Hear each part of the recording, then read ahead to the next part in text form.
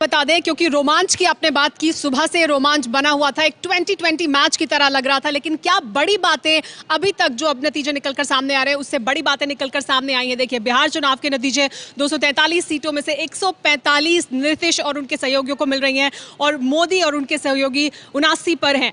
बिहार में नीतीश को बहुमत मिला है और फिर एक बार मुख्यमंत्री बनेंगे नीतीश कुमार, ये साफ हो गया है। बिहार में नीतीश ने मोदी को हरा दिया है क्योंकि मोदी चेहरा थे बीजेपी के चुनाव प्रचार का, तो मोदी को हरा दिया है। बिहार में बहार हो, नीतीश कुमार हो, ये नारा चल गया है, ये नारा हर तरफ सुनाई दे रहा है। अब एक बार फिर नीतीश कुमार को मुख्यमंत्री के लिए चुन लिया है लोगों ने। नीतीश, लालू और राहुल का साथ आना मोदी को भारी पड़ गया है। जो महागठबंधन बनाया था वो भारी पड़ा है। अमित शाह का चुनाव मैनेजमेंट फेल हो गया है क्योंकि अमित शाह को उसके लिए जाना जाता है, लेकिन चुनाव मैनेजमेंट यहां फेल होता दिखाई दे रहा है अमित शाह का।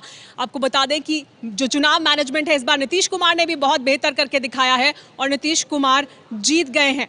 लेकिन जो ये फैक्टर्स हैं, क्या अहम फैक्टर रहे आइए वो बताते हैं। किस तरह से इस पूरे चुनाव के जो नतीजे सामने आए उसमें देखिए 12वीं से कम पढ़े लिखे 62 उम्मीदवार थे। नीतीश कुमार के खाते में 23 उम्मीदवार जीत रहे हैं उनमें से, और मोदी के साथ जो है उनमें से 15 उम्मीदवार जीत रहे हैं। क्रिमिनल केस वाले 79 उम्मीदवार थे, 89 माफ कीजिएगा उम्मीदवार थे। नीतीश के सहयोगी जो है, नीतीश के साथ जो है 60 उम्मीदवार उनमें से जीत रहे हैं और मोदी के साथ 31 उम्मीदवार हैं। 141 करोड़पति उम्मीदवार थे। नीतीश के साथ जो थे उनमें से 94 जीत रहे हैं और मोदी के साथ 57 जीत रहे हैं उम्मीदवार, जो ये करोड़पति उम्मीदवार थे। शहरी आबादी वाली 24 सीटें हैं। शहरी आबादी वाली 24 सीटों में से देखिए नीतीश को यहाँ भी ज्यादा सीटें मिल रही हैं। नीतीश को 13 सीटें मिल रही हैं और मोदी को 11। हालांकि शहरी जो आबादी है उसमें माना जाता है कि बीजेपी की ज्यादा पैठ रहती है। ग्रामीण आबादी वाली जो 64 सीटें उनमें देखिए नीतीश को 85 मिल रही हैं और मोदी को 67 सीटें मिल रही हैं, जो ग्रामीण आबादी वाली सीटें हैं। 83 सीटें हैं दलितों की, जहां ज्यादा आबादी है, ये बहुत अहमियत रखता है। देखिए यहां पर भी नीतीश जीत रहे हैं और उनके सहयोगी जीत रहे हैं। 51 सीटें उन्हें यहां मिल रही हैं और मोदी के सहयोगियों को 25 सीटें ही मिल रही हैं। दलितों की कम आबादी वाली 88 सीटों में भी नीतीश देखिए बढ़त ही बनाए हुए हैं। 47 सीटें नीतीश और उनके सहयोगियों को, 40 सीटें लेकिन यहां मोदी को मिल रही हैं, तो यहां कुछ अंतर कम है। मुस्लिमों की ज्यादा आबादी वाली 54 सीटें हैं, नीतीश को 21 मिल रही हैं, लेकिन ये बहुत अहमियत रखता है 29 सीटें मोदी को मिल रही हैं ज्यादा आबादी वाली मुस्लिम सीटों पर। तो क्या ध्रुवीकरण हुआ है? मुस्लिमों की कम आबादी वाली जो सीटें हैं उनमें देखिए नीतीश को 46 सीटें मिल रही हैं और मोदी को 19 सीटें मिल रही हैं। तो जहां मुस्लिमों की कम आबादी है वहां नीतीश को ज्यादा सीटें मिल रही हैं। ज्यादा पढ़े लिखे आबादी वाली 87 सीटों में से नीतीश को 48 सीटें मिल रही हैं और मोदी को 31 सीटें मिल रही हैं। तो ये कुछ अहम फैक्टर थे। लेकिन जातियों में क्या हुआ ये आइए आपको बताते हैं, क्योंकि वो बहुत अहम है बिहार चुनाव में। जातियों के समीकरण, 93 यादव उम्मीदवार थे इस चुनाव में, उनकी बात करते हैं।